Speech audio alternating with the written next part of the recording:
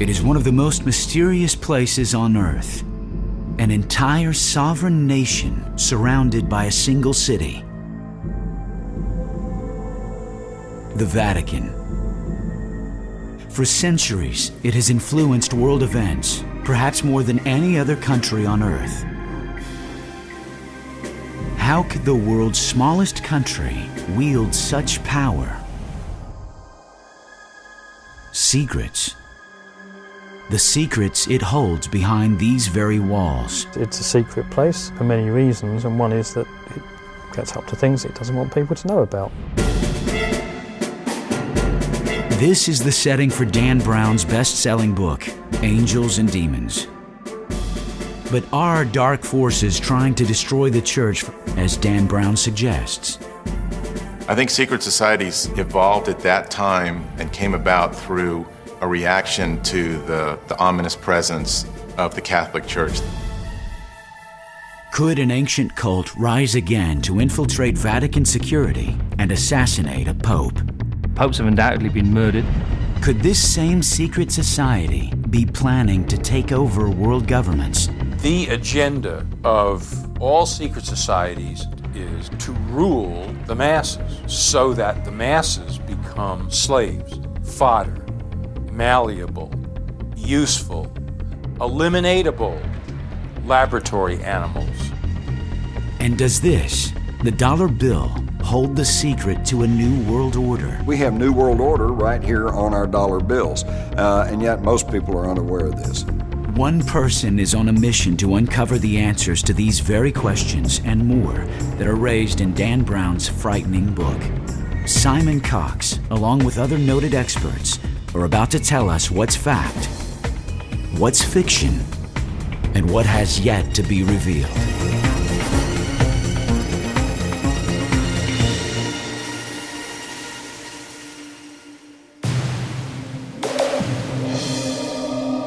Rome, once the ruler of the Western world. Today, this nation city is both the cultural nerve center of Italy and the setting of Dan Brown's best-selling novel, Angels and Demons. Rome is an amazing place, a city that is like none other than I've ever seen. It's a kind of revelation in the sense that at every turn there's something new. It's like a palimpsest, which is a manuscript in which something's been written, but it's been written over a pre-existing text that's been erased, which itself was written over a previous text that's been erased, so that it's layer upon layer, and it's that layering that is the city of Rome, endless and deep. You turn a corner, there's a modern building sitting on a Roman building, sitting on something earlier still, and at every corner, at every turn is a new discovery. But it's not only ancient buildings which lay hidden beneath Rome's streets. In the city where Caesar was murdered, where Constantine helped engineer the emerging religion of Christianity, a new and sinister society reportedly existed. The Illuminati, the Illuminated. Dan Brown's Angels and Demons raises vital questions. Do they still exist? And if they do, who are they? The central theme within Angels and Demons is this idea of a secret society called the Illuminati. Did they really exist? If so, what period of history? Are they still around? These are questions that are really thrown at us from the book, and Dan Brown tries to answer them by saying, yes, they're a real secret society. They still exist today. They still exert influence and pressure, just as they did through history. Historian Simon Cox has made a career of studying the past. Now he's making a career investigating the theories behind Dan Brown's mysteries. In his newest book, Illuminating Angels and Demons, Cox finds himself on the trail of the Illuminati, much like Dan Brown's hero, and for good reason. It's a book that deals with secret societies, with Christianity and its interaction through the ages with us as people, as man, and the idea that there may actually be some other hidden thread of knowledge, of illumination that runs through that.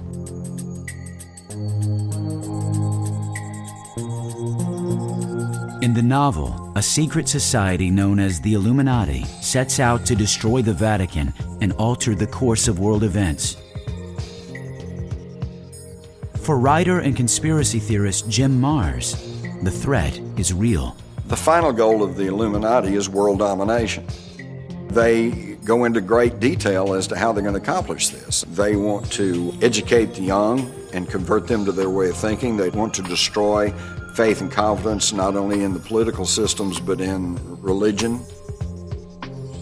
Fact is slightly different really to the fiction that Dan Brown has brought forward in Angels and Demons, in so much as the Illuminati, through my research I found, did exist as a real society. In fact, there were several different versions of the Illuminati. You have Illuminati springing up in southern France, in Spain. A look through history books shows that over the centuries, several groups have taken on this name. In Spain, they were persecuted, burned at the stake by the Catholic Church during the famous Inquisitions. But the mystery doesn't stop there. They're disparate groups, they're not groups that are linked. And the word Illuminati, or illuminated ones, or ones who see the light, is actually, when you think about it, would be a pretty normal name for various groups who want to be enlightened. And so I think that as a coherent body of people, a coherent secret society that has lasted throughout history, stretching all the way back to Egyptian times and through to the modern era, I think it's a non-starter. I don't think you have evidence for that. However, we certainly have evidence that a group called the Illuminati, who may well have existed through to modern times, certainly started in the 1770s in Bavaria.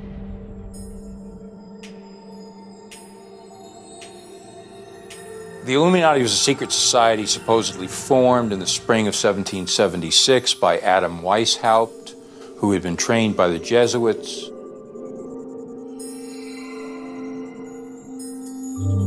Devin Jackson is an investigative journalist for some of the most important publications of today. He believes the name Weishaupt is no accident. Jackson suggests that the name was fictitious, part of a secret code used throughout Europe that was the beginning of a fight by elite members of science against church-sponsored governments. Even more, Jackson believes the Illuminati may have started long before Adam Weishaupt took on the name. The question raised, however, is why would such a battle even exist? The Illuminati came into existence around the time of Galileo because of having this need to explore further and questioning things. And it was in an age of science was burgeoning and kind of busting out, literally almost, out of the confines of the Catholic Church. And so you had all these people like Galileo and up into the 18th and 19th century when exploration and this need for finding out things, how things worked in nature or in the universe, they just really had that need to find that out. I think in earlier centuries the church probably was anti-science because they feared a conflict between their dogma and scientific knowledge. Did Dan Brown have it right? Could the Illuminati still exist? Could they be trying to destroy world governments? In his investigation, Simon Cox believes the beginning of that answer lies in the very title of Dan Brown's book. A title that may lead us directly to the Illuminati. The book Angels and Demons, I think, is titled so because what you have here in Dan Brown's estimation, I think, is the idea of the study of light and dark. And so you have this study in dualism. On the one side, we're not sure who the angels are. We're not sure whether the angels is the church or science, because this is a book about church versus science. On the other side, you have the demons. Are the demons science? Is it the church? We're unsure about this. And I think that that's the reasoning behind the title. I think it's quite a clever title to use. Angels and Demons is a great title. It does sum up very well the duality of the book and the theme of angels that runs through it in the Bernini statues that form the clues that run throughout the book. In Angels and Demons, the Illuminati gather in secret meeting places throughout ancient Rome. Each location anchors a surreptitious trail that Dan Brown calls the Path of Illumination. And each location is filled with Bernini's masterpieces, which allegedly hold clues to this subversive path, including his most famous work, The Ecstasy of St. Teresa. Her hand allegedly points towards this path of illumination. Surprisingly, it forms a nearly perfect cross within the city of Rome. I think the path of illumination that Dan Brown highlights in his book is a real, it's something that has been used throughout history, although maybe not in the context that Brown is actually bringing it forward within Angels and Demons.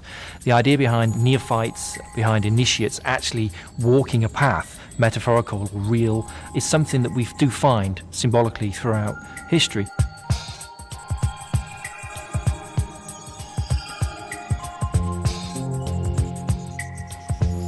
This alleged path starts at Rome's most famous landmark, the Vatican, a site visited by up to 30 million tourists a year. The path then crosses Tiber River to the east, anchored at Santa Maria della Vittoria. To the north, the cross begins at Santa Maria del Popolo and ends to the south at Piazza Navona. Why a cross for a group allegedly fighting the church? Clive Prince and Lynn Picknett, co-authors of the Templar Revelation, have researched its mysterious origins. Every religious, spiritual, esoteric discipline will talk about a metaphorical path of illumination. Whether this exists in the sense of the Illuminati, a group somewhere, have their own views on this, and you have to be initiated into it and do certain things, perhaps horrible, to receive illumination, is open to question. The Illuminati's scientific beginnings, their rituals, and quest for power are closely tied to the Vatican's own shrouded history. But hidden deep within the Vatican are secret documents which reportedly could be used to destroy the Church. Has the Illuminati infiltrated the Vatican? Have they found the hidden documents? And what will happen if they, or another secret society, finds them?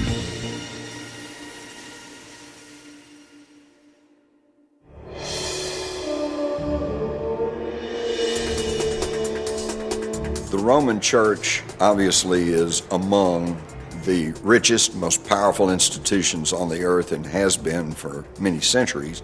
And that's simply because if you go back to the time of the Middle Ages, the church commanded everything. For over 1,000 years, the Vatican influenced world events while wielding vast control over both kingdoms and royalty. They told the kings what to do, they loaned money, they ran every facet of everyone's life. And today, of course, with the democracy, freedom springing up around the world, they have lost some of that power, but they are still a very formidable institution. One example of the power of the Roman Church is that in the 1980s, they were allowed to open an embassy in Washington, D.C., which is still there today. So we recognize the Vatican as a separate nation, a separate state, and we have diplomatic relations with it, even though to many people this flies in the face of our contention that we have separation of church and state. The Vatican's location is a key part of Roman Catholic history, one that goes to the core of its faith. According to Catholic and Vatican history, the bones of St. Peter are buried underneath the cupola of St. Peter's Basilica in Vatican City, Rome. But what if the Vatican is not built over the remains of St. Peter? What if something else is buried underneath its ancient floors? This, though, is open to debate, and it is a contentious issue. Many people suggesting they're not his bones at all. Many people suggesting that they're actually the bones of an animal.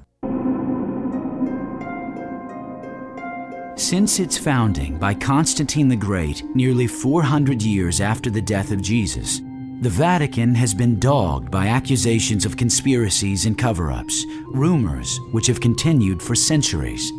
Some of those secrets could undermine the very foundation of the Church. It is information that the Church does not want to fall into enemy hands, like the Illuminati. We have the catacombs under the Vatican, which hardly anyone has ever been able to penetrate.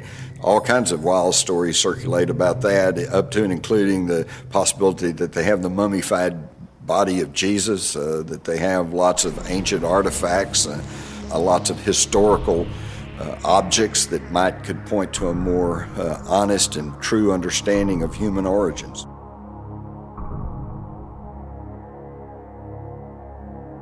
So there is that reality behind it. There is, it's a secret place. It is secret for many reasons, and one is that it gets up to things it doesn't want people to know about. The Church believes that St. Peter was given the authority by Christ to set up his church forever because St. Peter was the first person to see the risen Christ. This is a kind of article of faith of the Catholic Church. And all you have to do is read the New Testament to discover that it's wildly untrue. The first person to see the risen Christ was actually Mary Magdalene. In fact, it's not even true that Peter was the first male disciple to see the risen Jesus. The first male disciple was John the Beloved. So what's going on there then? For centuries, questions such as these could not be raised in large parts of the world without fear of persecution. It goes to the heart of the Church. Was St. Peter really the one chosen to start the Church? Is the Vatican the true resting place of his body? Early scientists were some of the first to question. With other religions growing in popularity, the Church had a lot at stake. And the Catholic Church just took this position that we have to be the one faith. We can't have anybody else believing in these other gods or polytheism or some other type of God. It's got to be the Catholic Church or nothing. The Catholic Church took this position, I think, in its first maybe 400 years of existence, that they, at that time when there were also these other faiths competing for people's souls, and so to speak, that they wanted to be the one church that would dominate over all the other faiths that were out there. Adding to the controversy is the Vatican's enormous financial wealth, and more importantly, how it was achieved.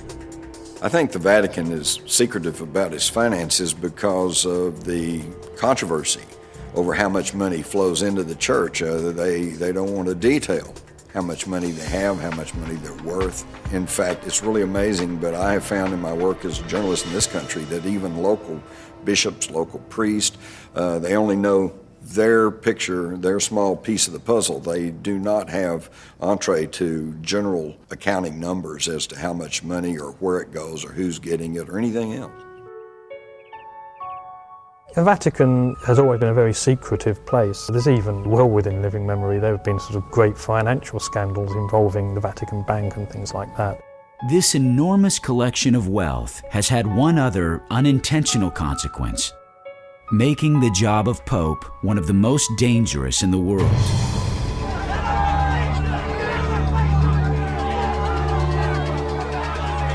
While Dan Brown's Angels and Demons plot revolved around the fictional assassination of a pope, his research was well based in historical fact. Could a pope be murdered? Well, it's a question that Brown certainly brings up within Angels and Demons, and it's certainly something that undoubtedly has happened. Celestine V being a classic example, 5-inch nail in his head, maybe kind of gives that one away as a slightly suspicious circumstance.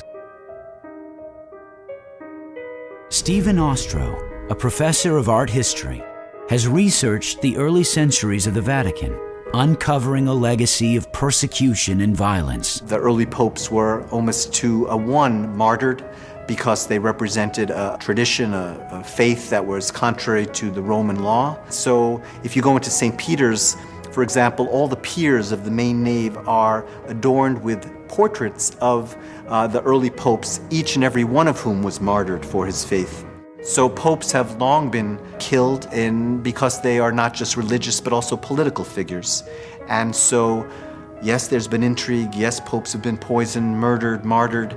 But I think in the modern era, let's just say since the 17th century, it hasn't been quite so bad as it was in the early days.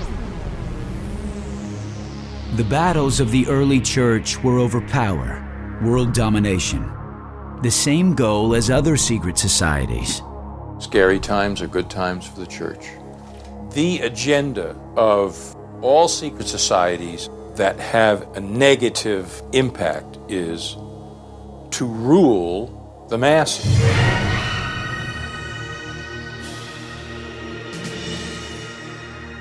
so that the masses become slaves.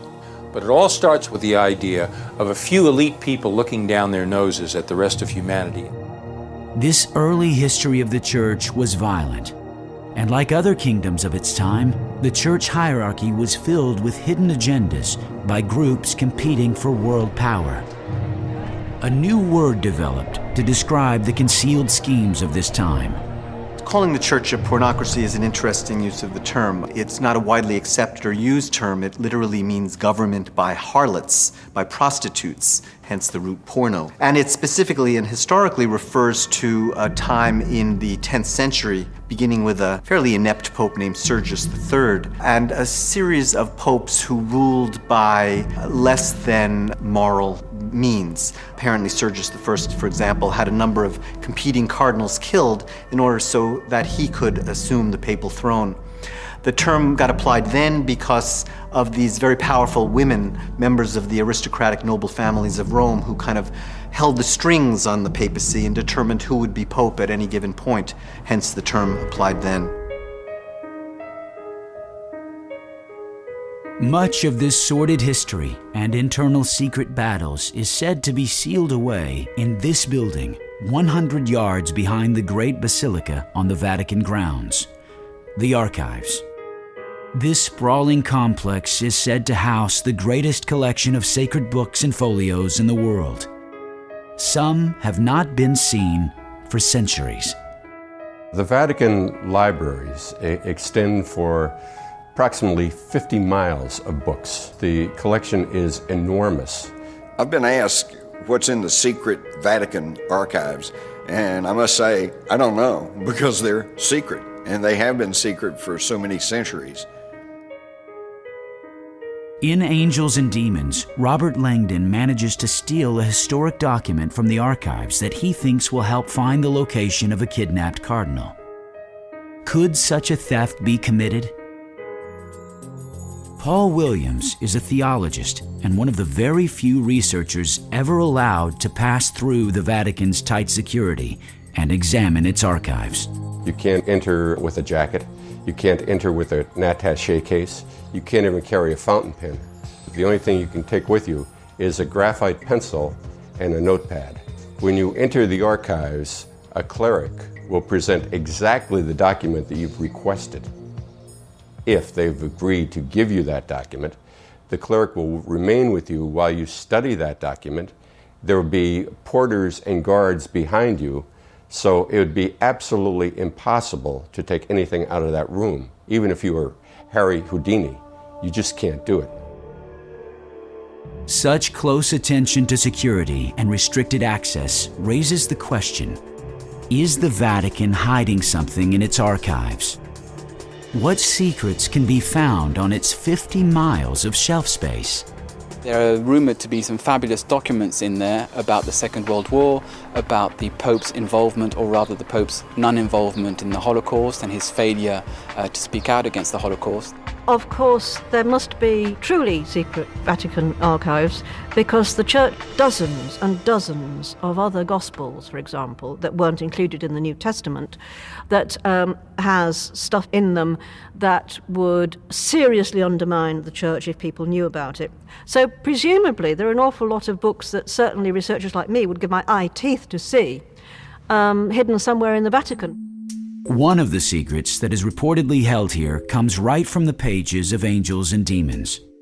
Suppressed historical documents, including unpublished writings and research by early scientists. Those writings could include materials of Galileo and Copernicus. Both were considered enemies of the Church. Both were linked by Dan Brown to the Illuminati. When Galileo made his revelation that, hey, the Earth and the Moon and all the planets revolve around the sun, number one, this was disturbing the orthodoxy of the Roman Church, and two, they probably were afraid that this would lend a lot of support to sun worship, which is one of the oldest, most primitive religions and one that they were trying desperately to stamp out.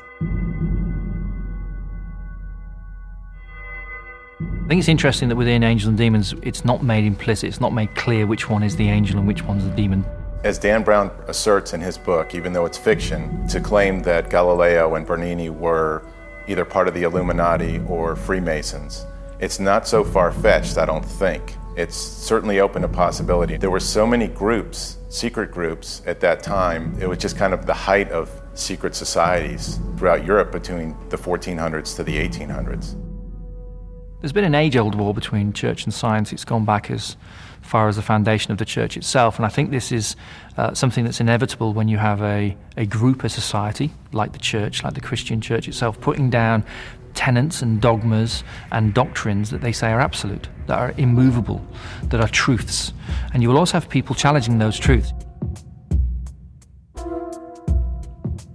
Did the Vatican's oppression of science and knowledge spur the formation of secret societies?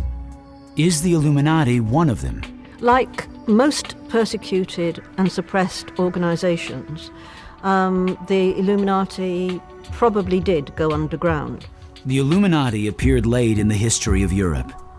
But where did they really come from? Some historians theorize that the Illuminati evolved out of a once powerful and legendary organization. One that once protected the Pope, but then was destroyed by order of the Pope. The Knights Templar, warrior priests. But were they really eliminated?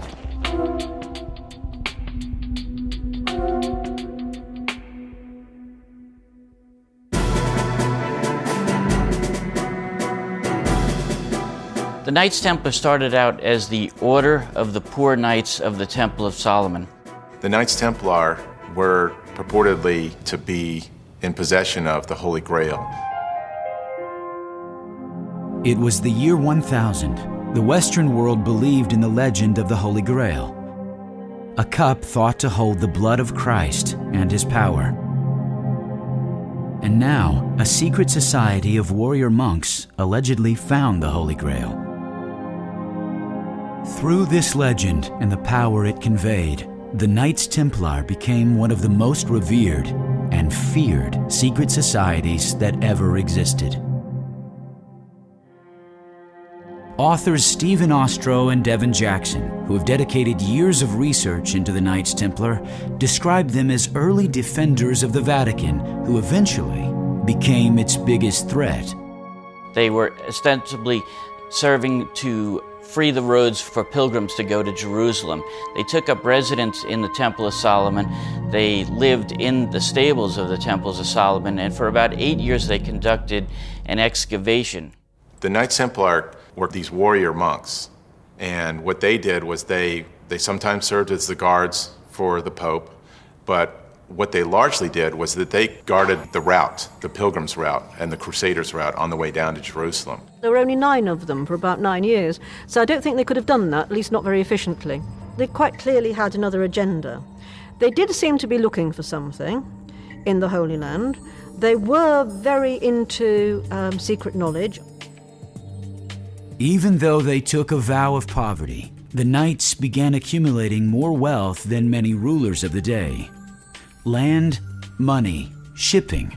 The knights began to finance monarchies as well as the Vatican. The Knights Templar eventually became kind of a Templar Incorporated. They started the first branch banking, which means you could deposit your gold and silver in England and expect to take it out when you go to Jerusalem, so you wouldn't have to carry it along the highways. So they became the biggest property owner in Europe. At the same time, they owned the biggest fleet. Their vast wealth and influence made the Templars fearless and intimidating. They bowed to no king or leader, and soon, not even the Pope. Their wealth, however, might not have been their biggest threat. Historian Lynn Picknett believes the Knights may have started a new and competing religion. Knights Templar were accused of spitting and trampling on the cross in secret ceremonies and of worshipping a bearded, severed head. And they certainly had a great reverence for John the Baptist, overtly. And what was the significance of this? We discovered that the Knights Templar, when they're in the Middle East, met a group that was known as the Church of John of the East. And it was a group called the Mandeans, who originated around Judea, Egypt, 2,000 years ago. And they were John the Baptist's followers. The Knights might have been following a cult, sometimes called Johnites. But it's what Picknett says next that might have doomed the fearless Knights. They rant and rave against Jesus, who they say was a false prophet, who was a schismatic from John's religion, and certainly it does seem, modern scholars have found out that it's very likely that Jesus was actually a follower, started off as a follower of John the Baptist. Whatever the reason, the Templars soon grew more secretive, holding surreptitious meetings in hidden locations, much like Dan Brown's path of illumination. A growing allegiance to John the Baptist, along with their wealth and power, made the Knights the greatest threat the Vatican had ever seen. The Knights Templar refused to acknowledge superiority of anybody. They were becoming amazingly arrogant. They existed for about 2 centuries as an incredibly powerful, in every sense, order. And then they met with a very kind of sudden, abrupt and rather nasty end at the beginning of the 14th century when first the King of France and then the Pope turned on them. Eventually, the Templar Order became so big that they started to arouse the jealousy of the French king and also the ire of the population. They became regarded in Sir Walter Scott's term as haughty as a Templar, meaning that they just were so proud they could do anything they want. And so this aroused the people to be against them. Question's been debated ever since exactly what the motivation for closing this order down was. The standard reason that's given is that the King of France simply wanted their money. The reasons they were given at the time for them being suppressed was that they were the heretics and blasphemers. On October 12, 1307, the Knights Templar saw the end coming. Historians are convinced that they managed to spirit away their vast riches and collected treasure just ahead of the advancing armies of the King of France. These wagon trains full of treasure were brought to the harbor of La Rochelle, and from there they were loaded on 17 Templar ships, which basically disappeared from history. The next day, Friday the 13th, armies of French soldiers arrested all the Templars at every temple that they could find. And then killed them at the stake. Many were burned alive. To this day, some 700 years later, many people still fear Friday the 13th. But by 1307, when the last Grand Knight of the Templars was burned, the purge was complete. King Philip of France now had the funds to launch his war against King Edward I of England. But was the purge successful? Historical authorities like Jim Mars think otherwise. It wasn't very effective because the Knights Templars had plenty of warning that this was going to happen. In fact, they only rounded up a handful of them. Most of them had fled or had simply changed clothes and blended themselves into the general population. From here, the mystery deepens.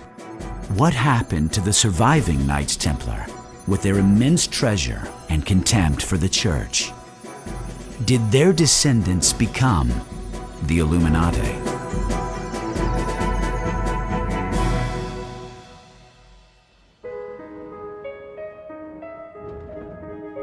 With the Templars supposedly vanquished in the late 1300s, the Vatican regained its standing as the world's most powerful institution. But over time, a more formidable threat to the Vatican came into being: science. Dan Brown's Illuminati are a society of essentially scientists, is the word he uses. It wasn't a word that was used at that time. That was formed in the 1500s so that they could pursue their work and share their work in secret because of the Church's attitude to the work they were doing. Betty Ann Brown, an art history professor, feels that early scientists, astronomers, and even artists were the first to challenge the Vatican's view on man and nature. The Church has functioned to explain the meaning of existence in a particular way. And science's explanation has often conflicted with the Church's. Certainly, that was the reason that Galileo was a threat to the Church.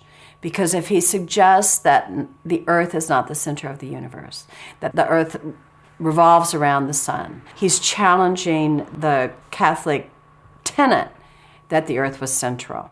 There were supporters of Galileo within the Church who disagreed with the view that if he was right, it proved these passages of the Bible to be wrong, on theological grounds.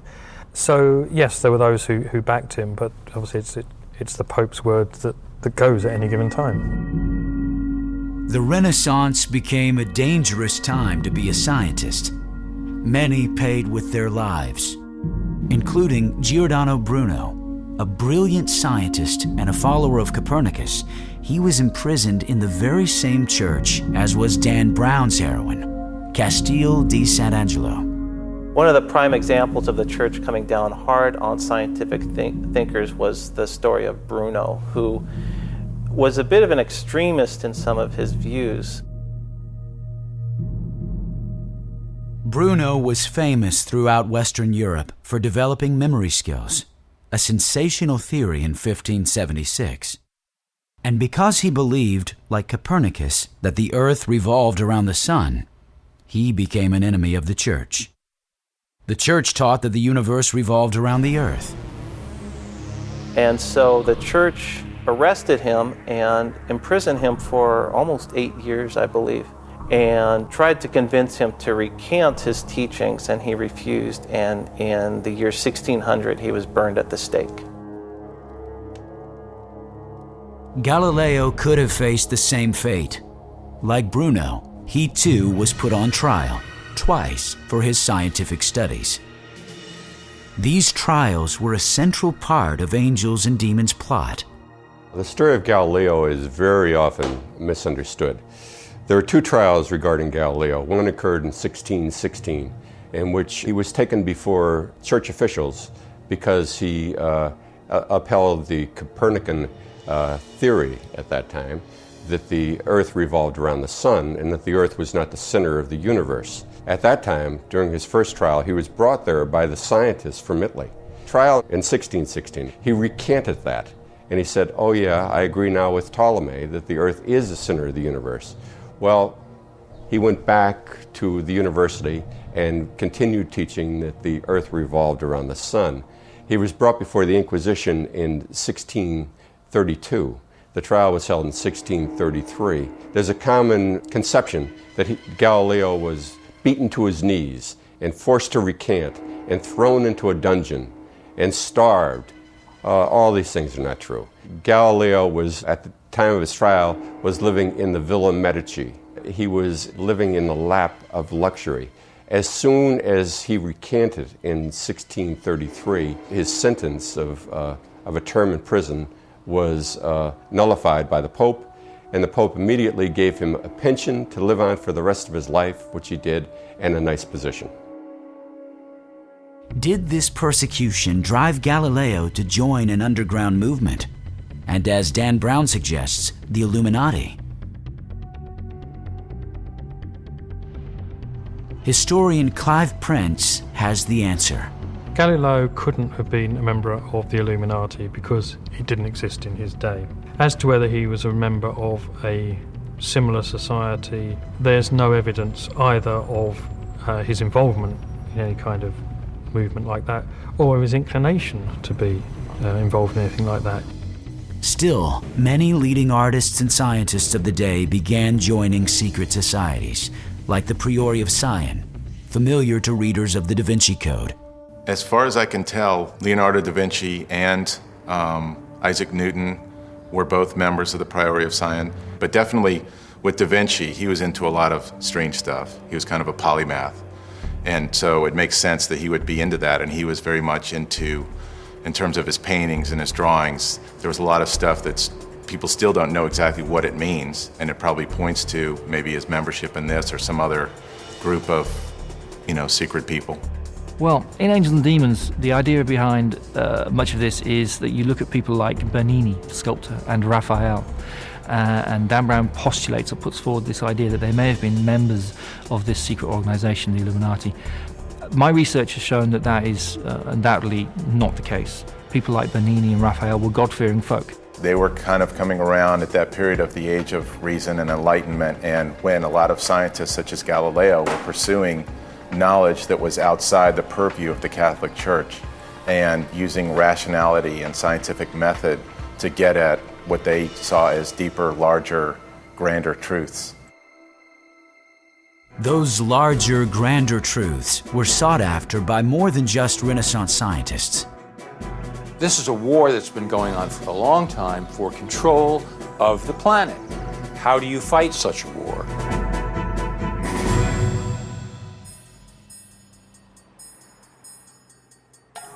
Rome is today, and has been for centuries, the seat of the Catholic Church, which means the fundamental center of the Christian faith. It is a mixture of many other sources from Egypt, from Africa, and from all over the planet. Symbols from other ancient lands cover the city of Rome. It's one reason Dan Brown set Angels and Demons there. Another is its massive treasure of artwork. Art historian Betty Brown suggests both were used to convey covert messages. Some might have even been on the fictitious path of illumination. Bernini, as the Illuminati artist, used Egyptian motifs so much in his work. And that's because there was, at the time that he was working, very much a vogue for things Egyptian, for Egyptian symbols. Since he chose Bernini as the central character in Rome, it's particularly good. The Baroque period was a time in which Western culture was centered around the production of images. Rome was the picture-making center of the entire civilization. Bernini was a superstar on that stage. Superstar might be an understatement. Bernini was one of the most famous artists of all time. Working in the 1600s, he designed the famous columns in St. Peter's Square and the 140 intimidating saints that stare down from them. Bernini as an artist may well have actually embedded within much of his artwork certain symbols and ideas that the church would have seen as kind of in opposition to their standpoint at the time. But I think that just like Raphael, Bernini's markers or symbols themselves were really just talking about these new scientific ideas, the ideas of Copernicus and Galileo, and incorporating them within the artwork. The Church of Santa Maria del Popolo is a site, like many churches in Rome, that has a deep history. It's an important place for the Illuminati, if the Illuminati master is going to be Bernini, because it has two major Bernini sculptures. It has a Bernini sculpture of Daniel and a pairing of an angel and Habakkuk. And the angel has come to Habakkuk to tell him to rescue or help Daniel. And the angel is pointing in one direction. Habakkuk, resisting for a moment, is pointing in another direction.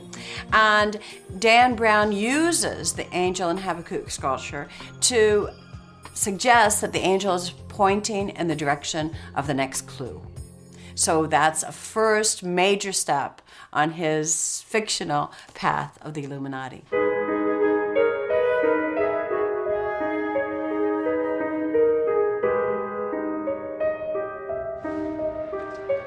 Another location on Dan Brown's path of illumination?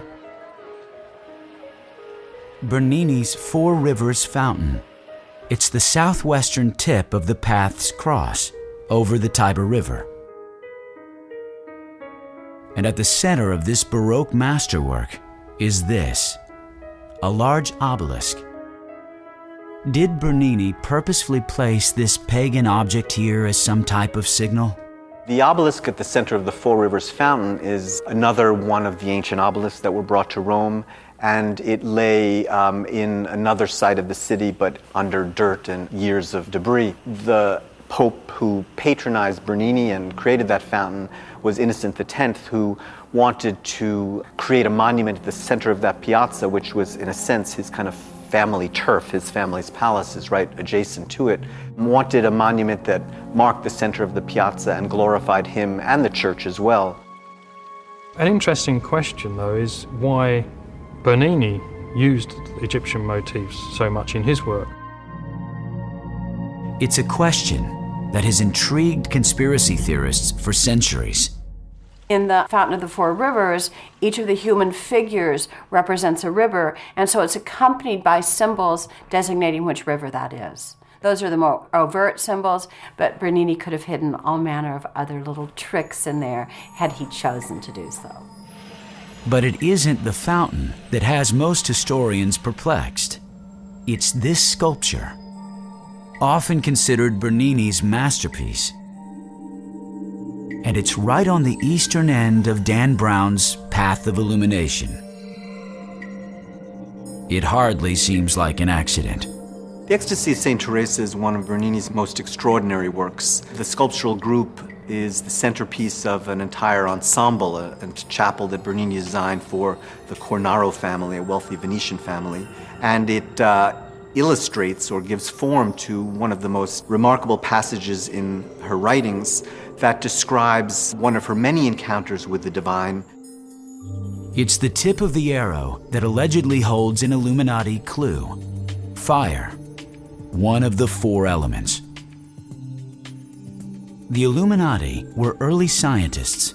Earth, wind, fire, and water were the elements with which they worked. And in Dan Brown's book, each was used to kill a cardinal. Did the Illuminati truly use their most important symbols for such a frightening means? Teresa of Avila is a fabulous woman from Christian history. Santa Teresa reformed the Carmelite order, allowing women who weren't incredibly privileged to enter the convent by basically working their way through rather than coming in with such an immense dowry that it would pay for their room and board for their entire lives. She traveled all over Spain founding the convents, and during her life had several visionary experiences. St. Teresa of Avila was in many ways the poster child of the Catholic Reformation, and her experience, her ecstasy, there was this new emphasis on having an emotional experience of piety, an emotional experience of God and of Jesus. This artist outlived 8 popes, 8 benefactors. This allowed Bernini to create much of the most valued artwork throughout the Vatican, including the famous St. Peter's Square.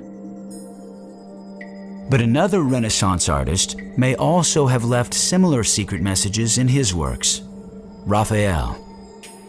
Only it wasn't with obelisks or spears of fire. And one anchors yet another arm of the cross on the path of illumination. Well, the pyramids in the Chigi Chapel are fairly unique in terms of Renaissance tomb imagery and form. They were actually designed by Raphael, who was the architect and designer of the chapel in the 16th century, the early 16th century. And they were very much meant to evoke the grandeur of ancient Rome and earlier civilizations still. When Raphael designed those tombs, he was very much thinking about the symbolic meaning of the pyramid, going back to Egyptian and ancient Roman culture. And in its form, it embodied kind of perfection on the one hand, and on the other, the idea of salvation and eternity. Dan Brown appropriated this site for the Illuminati as yet another clue: the element of earth. Does this make Raphael a conspirator? I think it's highly possible that any of these incredible creative geniuses could have been a member of a secret society. Certainly could have been true for Raphael, certainly could have been true for Bernini. And I think that Bernini and Raphael and many of the artists at the time would have been seen in modern terms as reformers. They still relied fundamentally upon the church. They were still God-fearing folk. They would have seen these ideas, the very idea of a secret society, as anathema, but they were reformers and they wanted to bring forward some of these new scientific ideas. And I think that's what Dan Brown is really getting at with a lot of his work within Angels and Demons. While Bernini and Raphael lived long before the Illuminati were known, other symbols on the path of illumination may have true connections to secret societies. Symbolically, Egypt is the source for the Illuminati symbols that are so significant in the mystery of angels and demons. Angels and Demons starts with Robert Langdon, the main character, dreaming of Egypt. I think this is Dan Brown using this device within the novel to draw us into the idea that Egypt and Egyptian symbolism is going to play a very important part in this book. In both Rome and Vatican City, numerous Egyptian obelisks like these sit in open display. Their origins are pagan, yet here they are in one of the most religious sites on earth. The reason they are here goes back to the very beginning of modern Christianity. The obelisks within Rome seem odd on the surface. You walk around Rome, you see obelisks. There are actually 13 obelisks within Rome. These obelisks account for more obelisks than are actually standing within Egypt. In Angels and Demons, the obelisks also help to form the path of illumination that Robert Langdon uncovers. Professor Eric Johnson is a religious history scholar at UCLA. He suggests there's a reason that Egyptian mysticism was very influential in Christian-dominated Europe, and why such symbols would have been used by secret societies. There is a fascination with Egyptian culture, or at least Egyptian philosophy during the Renaissance.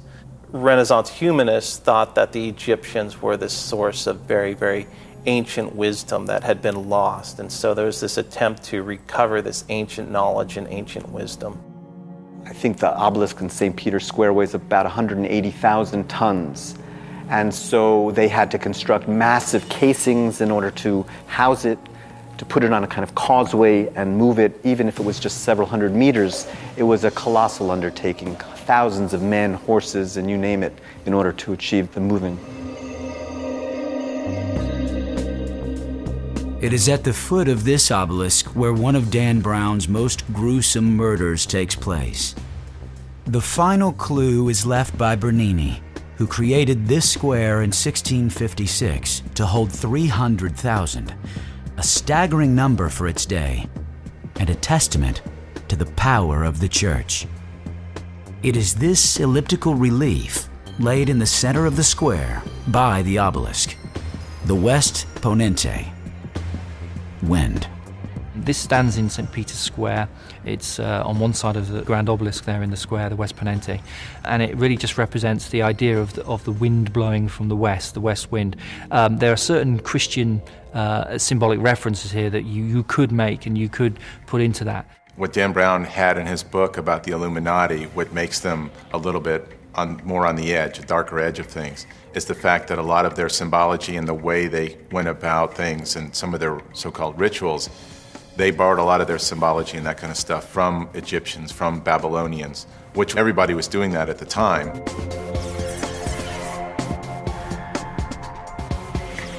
I would probably catch some flack for saying this, but it's quite obvious to any student of the Bible that the Bible, of course, on which Christianity is based, is actually a hodgepodge of ancient oral traditions, old stories.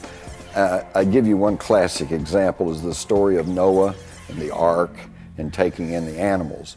This is a story that dates back to the Sumerian tablets that predate the Bible by probably at least 4,000 years. And in the Sumerian tablets, we have the exact same story. The church appropriated many symbols. There are some scholars who believe that the Christian cross symbol is actually an appropriation of the Egyptian Ankh symbol, which, as you know, is like a cross but with a rounded top. But it was worn as crosses are worn today. The image of Christ as Good Shepherd, the young boy holding the sheep, that's an appropriated symbol as well from ancient times. Egyptian religion and what we know as modern-day Christianity only fundamentally differ in a few points, really. Egyptian religion was a religion of symbolism. Christianity, you could argue, is a religion of symbolism too. We have the symbol of the cross, for instance, which is probably the best-known symbol that we have in the world today. Experts suggest that one major difference separates Christianity from Egyptian religion. the belief in dualism, especially good and evil. This theme runs throughout Angels and Demons. It also accurately describes the epic battle between the church and science, between the Illuminati and organized religion. The Egyptians really didn't see things in forms of black and white. They didn't see things as a yin and yang type of scenario. It was shades of grey. You had to have one to have the other. Order and chaos, they must sit side by side. Horus and Seth, these two characters from the Egyptian pantheon of gods, must be together in order to give us completeness in the world. But the Christian idea is that you have the good God and you have the devil, and that, one is ultimately totally good and one is totally bad. Well, even Set, the ancient Egyptian god, wasn't totally bad. He had his place in the pantheon of gods and a place in the welfare of men, even representing that part of men and women and representing the balance. The Egyptians were very big on balance, whereas Christianity isn't. In Christian elements of religion, you really do have a definite black and white, and it's used in a very different sense to this idea of balance. You have heaven and hell, you have God and the devil, and it's a case of you must take your choice. You must pick, are you with us or against us? And it's this element to Christianity that really is one of the most fundamental differences to the earlier Egyptian religious iconography. So this is another way in which Rome transformed itself into a sacred center for the entire empire. And so all the gods that were venerated in the empire were venerated in that temple.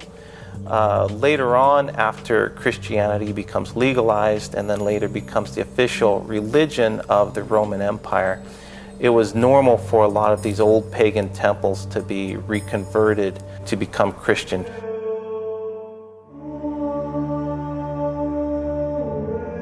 It's one of these very pagan temples that became one of the most famous basilicas in Rome, the Pantheon.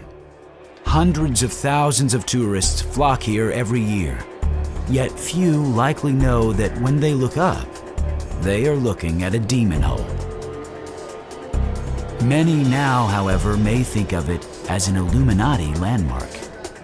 Pantheon has a large hole in its roof, and there's actually a false trail that leads Langdon and Vittoria to the tomb of Raphael. This so-called demon's hole in the temple shows yet again a pagan symbol remade as a Christian symbol. Another example of dualism, good versus evil. They think one of the murders is actually going to take place there. It doesn't take place there. But what's interesting is that they bring into this part of the story the idea of the demon's hole. And this demon hole, they equate with the roof of the Pantheon. Historian Simon Cox believes that the path of illumination may be real, at least in one sense. I think the path of illumination that Dan Brown highlights in his book is real. It's something that has been used throughout history, although maybe not in the context that Brown is actually bringing it forward within Angels and Demons. The idea behind neophytes, behind initiates actually walking a path, metaphorical or real, is something that we do find symbolically throughout history. As the Vatican continued to rule, evidence suggests that the Illuminati stayed underground for centuries. Their goal of achieving enlightenment through science would slowly take a dark turn.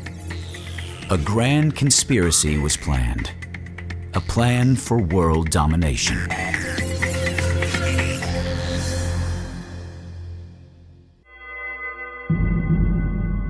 Well, we've all heard that knowledge is power, but secret knowledge is even more powerful. And the Illuminati, if they still call themselves that, is a movement whose basic philosophy is the end justifies the means. Conspiracy theorists have concluded that the modern-day Illuminati are a powerful entity in the world today, even if they no longer carry the name. They will do anything to further their agenda. Kill, maim, destroy, lie, cheat, steal, whatever. And this is quite effective because they will pose as anything. They're liberals, they're conservatives, they're fascists, they're communists, they're Democrats, they're Republicans, they're anything that will further their agenda, and this makes for a very, very powerful and effective secret conspiracy. Theorists like Jim Marrs and Paul Williams suggest that the Illuminati's call to arms came with the formation of the most controversial secret society of the last 300 years. The Freemasons, an ancient sect of builders and stonecutters that may date back to Egypt. Freemason was actually a half French, half Anglo term, and it just meant somebody that was free, or frere as in brother, and a mason, which was actually in the building arts. Later on, when they could not be Templars anymore, these masons banded together, and they weren't just masons, they were anybody in the building arts. They would form lodges, and so if a brother mason came from another lodge into your town, you would be responsible to help give him shelter, give him food, and if possible, give him a job to do. Others, like investigative journalist John Rappaport, believe that the Knights Templar never were destroyed. They simply went underground for centuries. But now, Rappaport suggests, the Knights have finally re-emerged and possibly infiltrated the Freemasons. Freemasons, to me, evolved out of the Knights Templar. Knights Templar were partially destroyed by edict of the Pope and the King of France, fled the scene, reformed themselves as a kind of secret society called the Masons, put their Templar past behind them publicly so that no one hopefully would discover that this was a reformulation.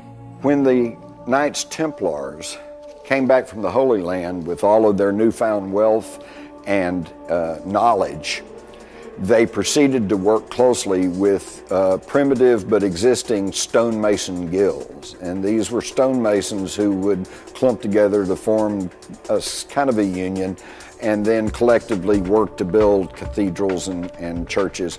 And so it was the stonemason guilds that were the genesis of the Freemasonry. But the Freemasons as an organization has survived for an incredibly long time, given that even though they didn't set themselves up in direct opposition to the church had a huge fear of that Gnostic-based belief that you could attain this knowledge on your own.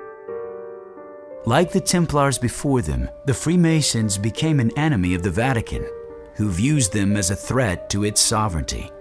Freemasonry has been the target of 17 separate degrees by the church.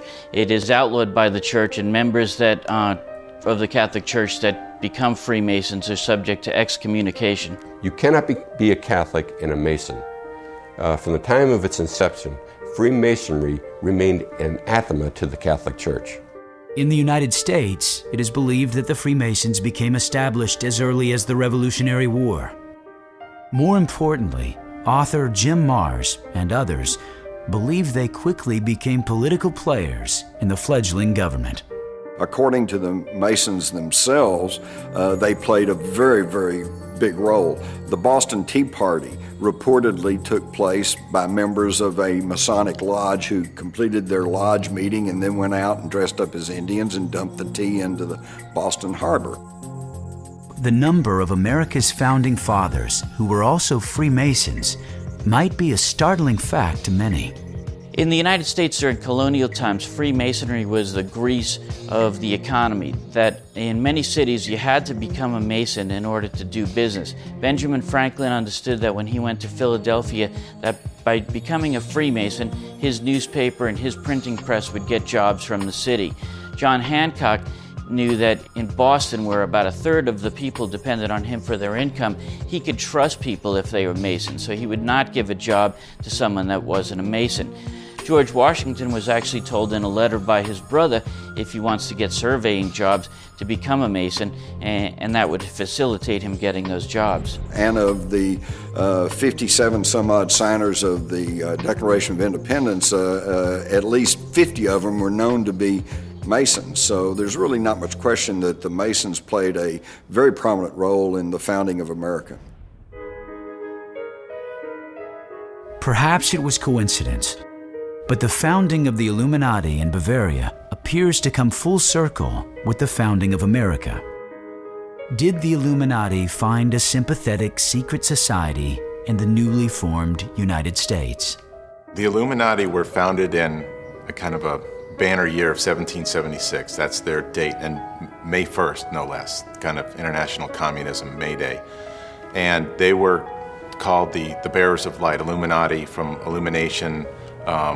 You kind of find this knowledge about yourself or information through the light. There have in fact been several Illuminati groups. The best known one is the Bavarian Illuminati group, and it's best known because its ideals of liberty, equality, and fraternity, if that sounds familiar, they became fundamental to the Enlightenment that appealed to the founding fathers of this country. With Freemasonry firmly established in both the United States and Europe, the Illuminati reportedly began to secretly expand their power base by infiltrating Masonic lodges. But in 1782, at the Wilhelmsbad Convention, the Illuminati rolled themselves into the Knights Templars and into their creation, the Freemasonry. And this is where the merging of the Illuminati and the Freemasons took place. Some of those lodges have been infiltrated, for example, by Adam Weishaupt, who formed the Illuminati in 1776. He thought a very good way to spread the word was to simply infiltrate and take over certain already established Masonic lodges. And if it is internationally controlled from one point, and if that point has some very dark agenda. Even founding father George Washington, a Freemason, openly feared the Illuminati's infiltration. Interestingly, George Washington said that he believed in the Illuminati conspiracy. He said, but it's nothing to do with Freemasonry. Although he distanced Freemasonry from it, he himself actually believed in this Illuminati conspiracy. A small group of people would have to run Paradise to make sure that it is maintained. The idea was, we'll present this concept of the abolition of private property. That will be our front. There's a lot of people that would love that as a dream because they feel that that would create true equality. But these utopian ideals masked a drive for complete control of world events. Could that drive lead them to take over the United States?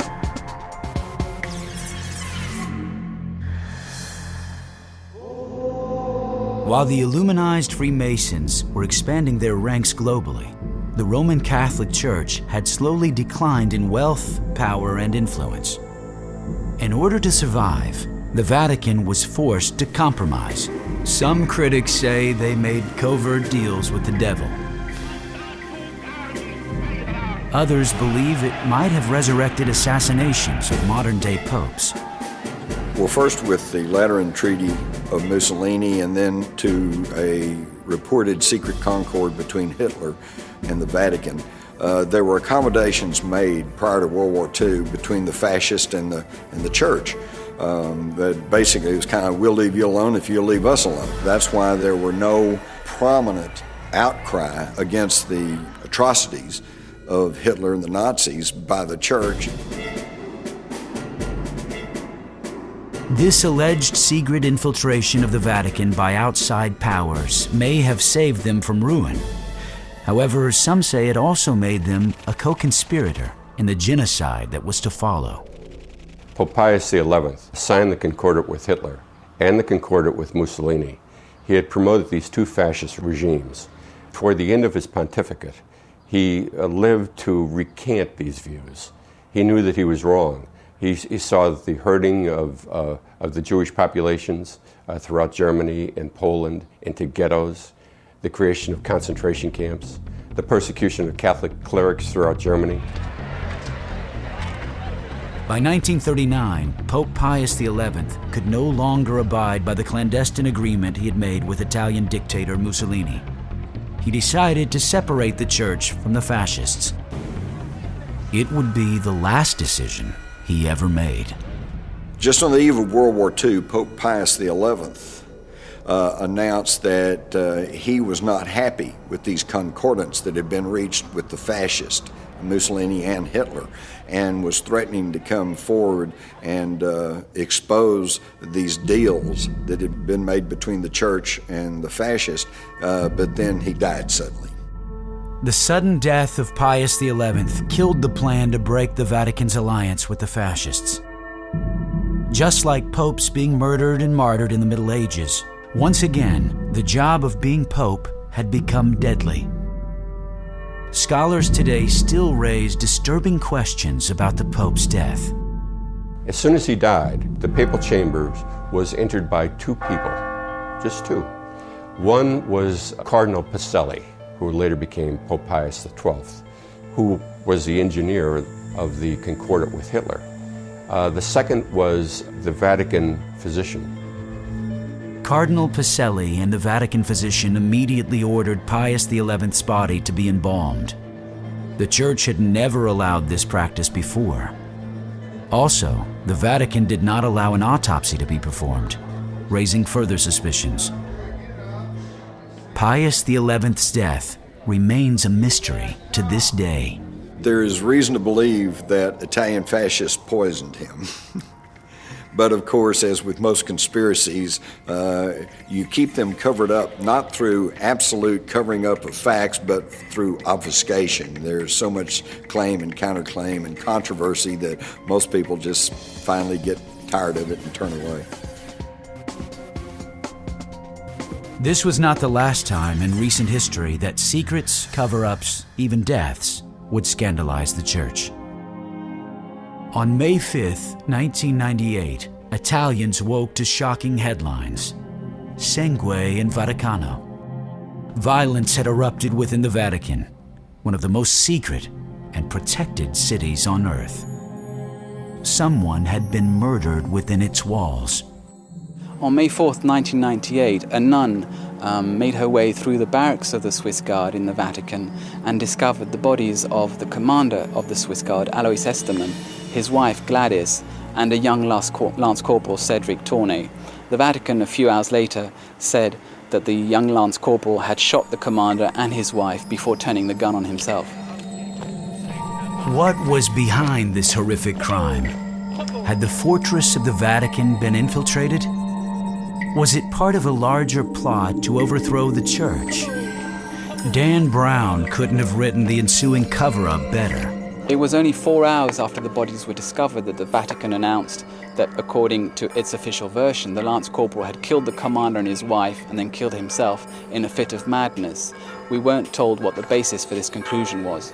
The terse nature of the Vatican statement about the Swiss Guard murders only inflamed the story more. Basically, the Italian newspapers had no idea what to make of all this, and all they had to go on were a few lines from the Vatican. So, of course, that's where the question started. What appeared on the surface as a bizarre crime in one of the most protected secret societies on Earth may have been more political than previously known. Now, Cedric Tournay was made out to be a madman, an alcoholic, a drug addict by the Vatican, but the truth is that he was actually quite a typical Swiss Guard. He was dedicated to the Pope, he swore to sacrifice his life if necessary for the Pope, and he wanted to act as a bodyguard for the Pope. And all these expectations that he harbored in him were, of course, turned out to be illusions. But in another twist, investigative journalist Devin Jackson finds a possible link between the Swiss Guard, this elite army sworn to protect the Pope and Church, and a secret society from the past, the Knights Templar. The very knights who once guarded the Pope were destroyed by the Pope. Did this investigation expose the resurgence of this secret society? It's a case that never has been solved. And like their predecessors, the Knights Templar, the Swiss Guard are tightly keeping their secrets. Despite the huge pressure for a public investigation and the public wanting to find out more about the cause of the murders, the Vatican battened down its hatches completely. It refused an offer of help from the Italian Interior Ministry. It refused offers of help from other Italian crime experts. The morning following the murders, all the Swiss Guards were gathered together by the chaplain, and they were made to swear silence on the affair, on anything they knew about the protagonists involved.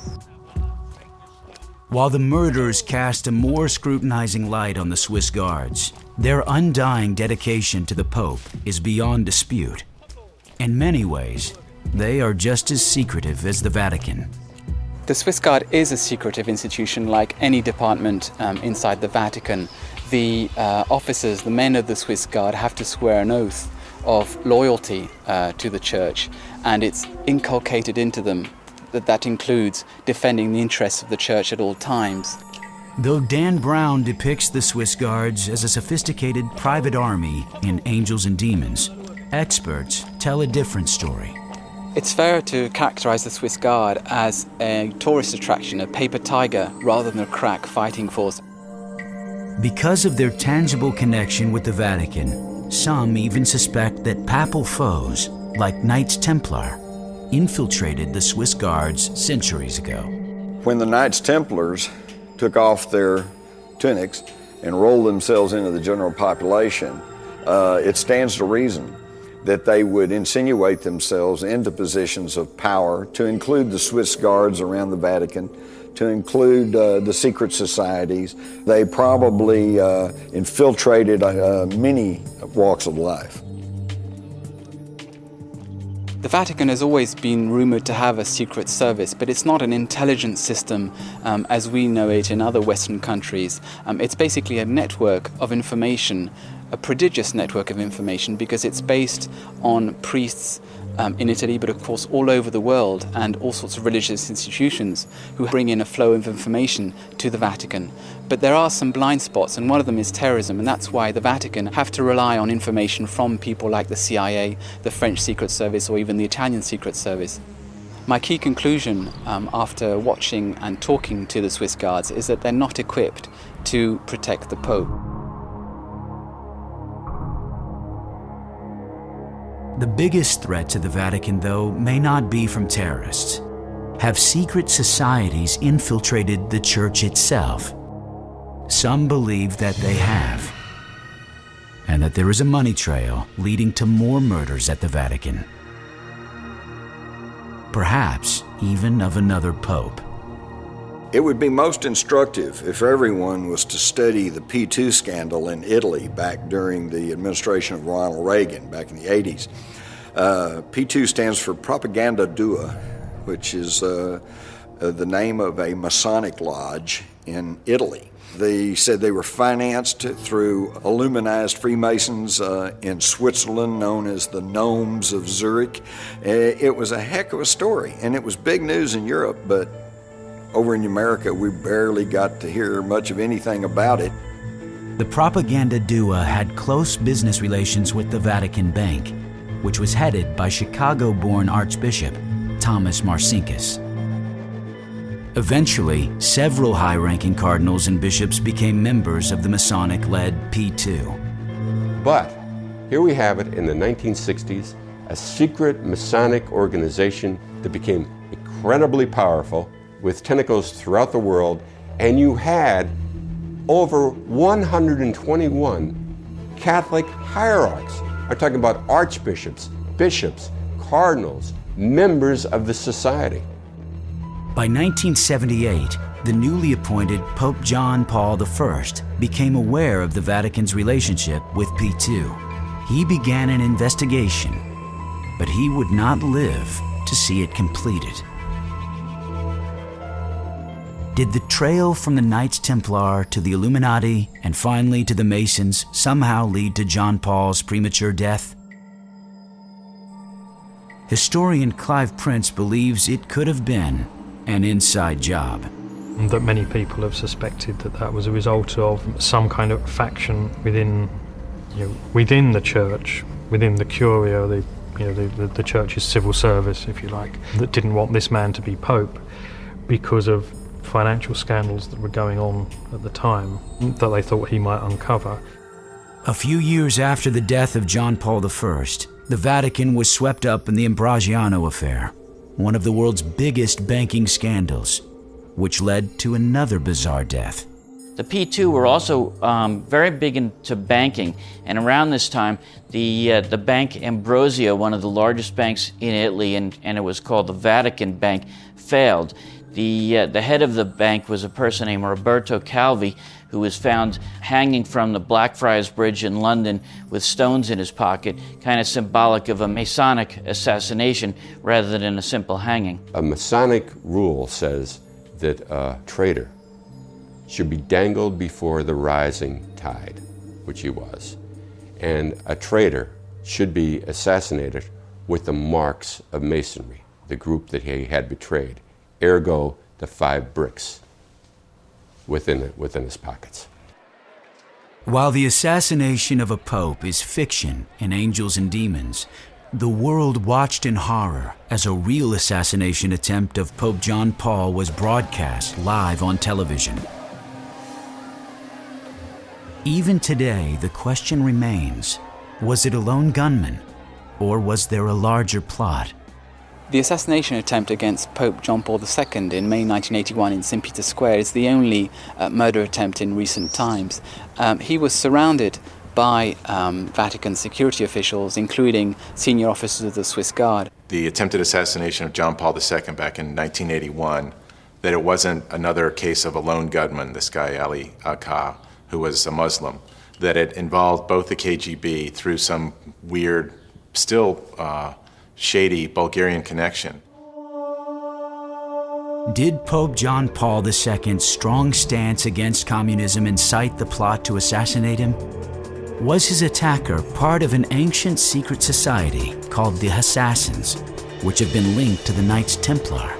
Ronald Reagan and John Paul II set up this agreement where they were in a battle. It was kind of toward the end of the Cold War, so they wanted to get rid of communism. And the liberation theologists, which were all in South America and Central America at that time, at the height of their controversial rise, Reagan said, if you help me defeat communism, I'll do what I can to kind of keep the liberation theology movement, down there and allow you to keep more control over those people. It's documented that Reagan and John Paul II, as the head of the Vatican, were going to try and do what they could to stamp out communism. So naturally, the Soviet Union felt threatened enough to perhaps use this Bulgarian connection to off the Pope. If there was a conspiracy to kill John Paul II, the Vatican's perpetual secrecy effectively killed the investigation into the case. We have the case just after the attempted murder of Pope John Paul II in 1981, when the Italian authorities trying to find out information from the church about what they might have known about the run-up to that attempted assassination. But there, the church refused to give any information to the magistrates, so much so that one Italian public prosecutor accused the Vatican of placing a tombstone on his inquiry. But it wasn't just the Vatican that was threatened. Reportedly, the Illuminati had infiltrated the Freemasons. And across the ocean, in a prosperous America, the Freemasons were surprisingly aggressive at infiltrating the government of the United States, eventually reaching its highest levels. To the question which presidents were Mason, it's more which presidents were not Masons. People up to George Bush and Delano Roosevelt, Harry Truman, Reagan, it's just a laundry list. Just about every president has been a Freemason. It's just funny to think of who the Freemasons have been or are, like the astronaut Buzz Aldrin or John Wayne or Bob Hope or W.C. Fields, people that you never, it's like, what are they getting out of being a Freemason? And it's a fraternal organization. And this is where the Freemasons have been at odds. Franklin Roosevelt was one of them that did reach the highest level of Masonry, and he worked his way up for a long time in Masonry. Gerald Ford might have been given the title strictly as an honorary basis, but some Masons believe as many as 1/3 of the presidents of the United States were Freemasons. During Franklin Roosevelt's presidency, a subtle change in the $1 bill is thought to have signaled the arrival of a powerful secret society in the United States.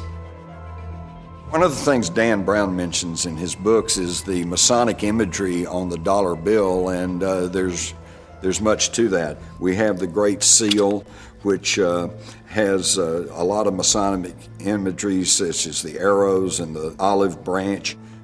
Here we have the all-seeing eye of knowledge at the top of the pyramid, but it's separated from the rest of the pyramid. And this is Illuminati imagery indicating that they alone have this knowledge and that all the rest of us are down here on the lower part of the pyramid. Treasury Secretary Henry Wallace, who according to Simon Cox was a Freemason, added Masonic symbols to the Great Seal of the United States. He also added these frightening words. The term Novus Ordo Seclorum actually means the New World Order. Masonry calls this God the Great Architect. So, in other words, we have New World Order right here on our dollar bills, and yet most people are unaware of this. The dollar bill might be just the beginning of evidence that the long trail of the Knights Templar to the Illuminati and now to the Freemasons has infiltrated the government of the world's largest free nation. The Washington Monument is an obelisk. It's in the form of an Egyptian structure that basically has the same meaning. It was originally for the god Osiris, but it's just a sign of any god and the power of that god. The whole layout of Washington, D.C. is done to a sacred architecture. The Capitol building, the White House, and the Washington Monument are the three most important pieces there. The most startling evidence of Illuminati influence is with the Bilderberg Commission, arguably one of the most powerful groups in the world who many suspect of controlling the world's economy and even its governments. The Bilderbergers came along in 1954, I think. They were founded by another Freemason, this guy Prince Bernard, who was part of this Merovingian dynasty, as he claims, also affiliated with the Nazis. They used to meet in this hotel in the Netherlands called the Hotel Bilderberg.